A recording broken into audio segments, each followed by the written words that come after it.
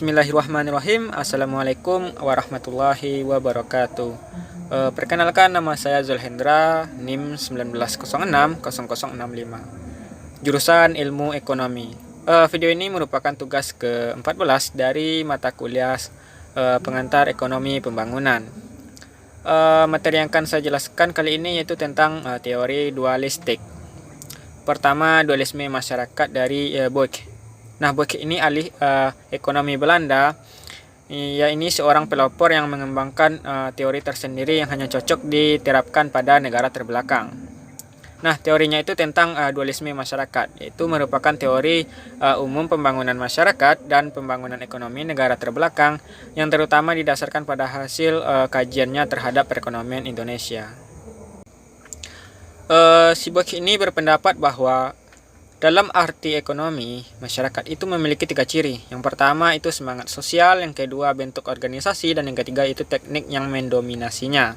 Nah, saling tergantungan dan saling berkaitan antar ketiga ciri tersebut, sistem sosial atau gaya sosial, itu suatu masyarakatlah yang disebut homogen itu apabila di dalamnya itu hanya terdapat suatu sistem sosial yang berlaku gitu. Tetapi suatu masyarakat yang mungkin memiliki sekaligus 2 sistem sosial atau lebih. Nah, masyarakat ini itu disebut masyarakat dualistik atau majemuk gitu. Si Boyk ini menyebutkan bahwa dualisme sosial dan mendefinisikannya sebagai pembentukan antara sistem sosial dengan sistem sosial asli dengan gaya yang berbeda gitu. Kemudian kebanyakan yang diimpor adalah kapitalisme penuh. Tetapi mungkin juga sosialisme atau komunisme atau campuran dari keduanya gitu. Kemudian ciri-ciri masyarakat dualistik. Nah, si Boyk ini menggunakan teori ekonomi tentang masyarakat dualistik untuk menggambarkan dan menjelaskan interaksi ekonomi 2 sistem sosial yang berbenturan yang ia sebut dengan ekonomi dualistik atau ekonomi timur. Nah, ia mendasarkan teorinya itu pada pengalaman Indonesia. Ada 2 ciri absolut sektor timur perekonomian dualistik yang membedakannya dari masyarakat barat. Nah, kebutuhan masyarakat timur itu adalah terbatas. Orang merasa puas jika kebutuhannya itu mendesak, mereka itu terpenuhi gitu. Nah, ini karena rakyat lebih banyak terpengaruh oleh kebutuhan sosial ketimbang kebutuhan ekonomi barang gitu. Kemudian barang itu lebih diukur menurut nilai prestisenya gitu daripada nilai kegunaannya gitu. Kemudian karenanya itu tidak mengejutkan bahwa ekonomi timur itu ditandai oleh kurva penawaran usaha dan pengambilan risiko yang miring ke belakang gitu. Kemudian tidak dapatnya diterapkan teori ekonomi barat. Nah, ciri-ciri khas masyarakat timur itu telah membuat teori ekonomi barat itu sama sekali tidak dapat diterapkan pada ekonomi terbelakang gitu. Menurut si Boyk ini, teori ekonomi barat itu dimaksudkan untuk menjelaskan masyarakat kapitalis, sedangkan masyarakat timur adalah prakapitalis. Kemudian penilaian kritis terhadap teori si Boyk ini. Nah, sebenarnya problem yang penting di dalam perekonomian dualistik ini itu adalah problem penyediaan kesempatan kerja yang memadai bagi tenaga kerja yang kurang pekerjaan yang ada dan yang akan datang gitu. Nah, ini membawa kepada pengembangan teori Huygens yang melihat kekayaan sumber dan perbedaan fungsi-fungsi produksi di kedua sektor sebagai basis dari dualisme teknologi yang sebaliknya hanya berhasil membuka sejumlah kecil kesempatan kerja produktif. Nah, inilah teori dualistik yang lebih realistis gitu ketimbang teori si Boyk ini. Karena teori ini menelaah pengaruh masyarakat dualistik pada pola pembangunan. Kemudian dualisme teknologi sebagai alternatif terhadap dualisme sosialnya si Boyk. Nah, Profesor Huygens itu membangun teori dualisme teknologi yang artinya itu penggunaan berbagai fungsi produksi pada sektor maju dan sektor tradisional dalam perekonomian terbelakang.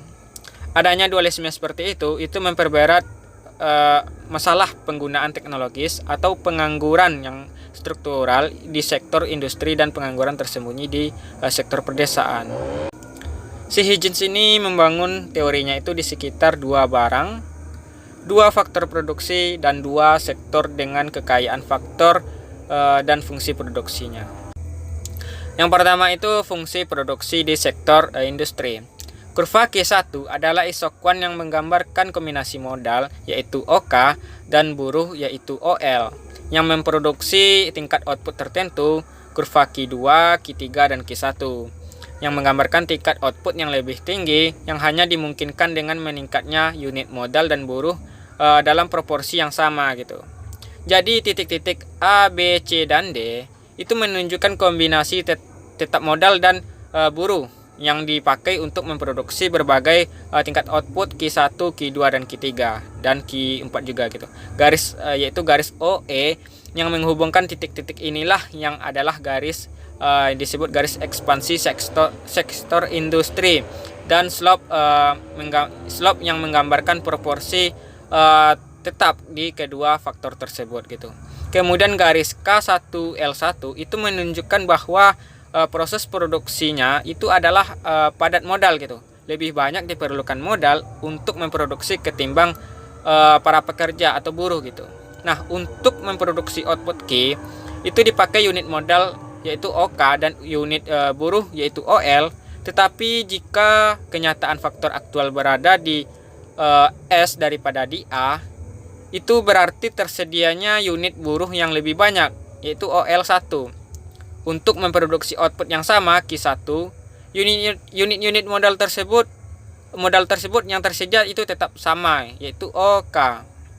Nah, karena terdapat koefisien teknik yang tetap, maka penawaran buruh yang berlebihan tersebut sama sekali tidak akan mempengaruhi teknik produksi. Unit buruh itu akan tetap tidak terpakai gitu. Kemudian yang kedua yaitu fungsi produksi di sektor pedesaan. Nah, kurva eksokuan Q1, Q2, Q3, dan Q4 itu menunjukkan koefisien variabel produksi dalam rangka memproduksi lebih banyak output.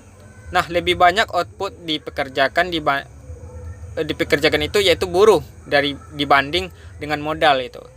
Nah, akhirnya apa? Akhirnya tanah yang baik itu menjadi langka dan semua tanah tersedia itu sudah ditanami dengan teknik padat karya yang tinggi pada titik E di mana dicapainya tingkat output maksimum yaitu Qn.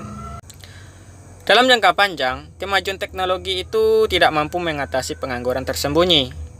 Kemajuan teknologi itu malah cenderung memperbesar pengangguran yang dimaksud Profesor Huygens ini gitu. Nah, Profesor Huygens ini itu berpendapat bahwa selama 2 abad terakhir ini hanya sedikit terjadi kemajuan teknologi pada sektor pedesaan, sementara di sektor industri itu terjadinya kemajuan teknologi yang sangat pesat gitu. Hal ini cenderung meningkatkan pengangguran tersembunyi gitu. Nah, di setiap teori tentu saja ada kelemahan. Nah, apa kelemahan dari teori Huygens ini? Yaitu pertama itu koefisien tidak tetap di sektor industri.